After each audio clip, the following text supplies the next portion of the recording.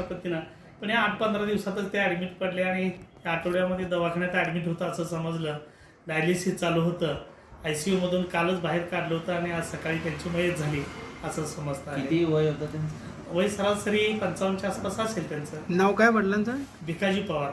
आणि मुलीचं? मुलीचं नाव? धनश्री भिकाजी पवार. राहायला कुठे सर? शाळेच्या आमच्या पाठीमागच अवंतीनगर डुप्लेक्स मध्ये राहतात. सकाळी कळालं का ते? हा सकाळी कळालं. आणि फॅमिली अजून कोण कोण आहे? तिला 2 मोठे भाऊ आहेत. हे धनश्रीला मोठी वैष्णवी पवार म्हणून मोठी बहीण 12वी कॉमर्समध्ये शिकते सध्या. ती आमच्याच कॉलेजची विद्यार्थिनी, शाळेलाही आमच्या शाळेची विद्यार्थिनी होती.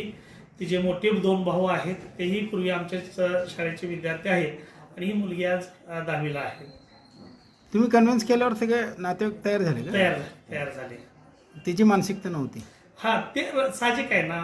रडत बसले होते, आई रडते, बाकीचे सगळे नातेवाईक रडते आणि कसं पेपरला जायचं हाही भाग होता.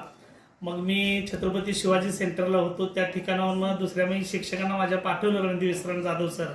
त्यांनी जाऊन कन्व्हिन्स केलं, परंतु ते नव्हती मानसिकता तिची.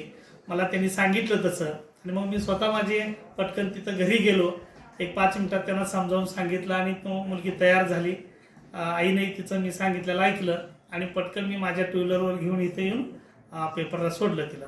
आईचं नाव विचारून सांगायचं. विचारू सर.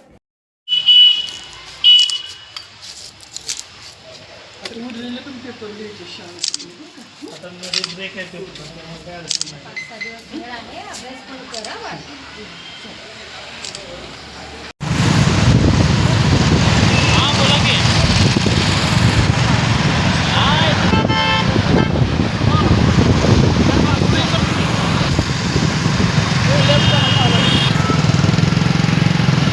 सोमा मागासची गाडी आली की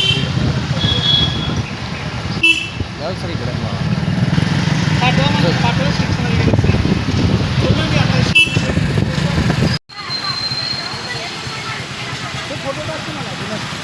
टाकतो.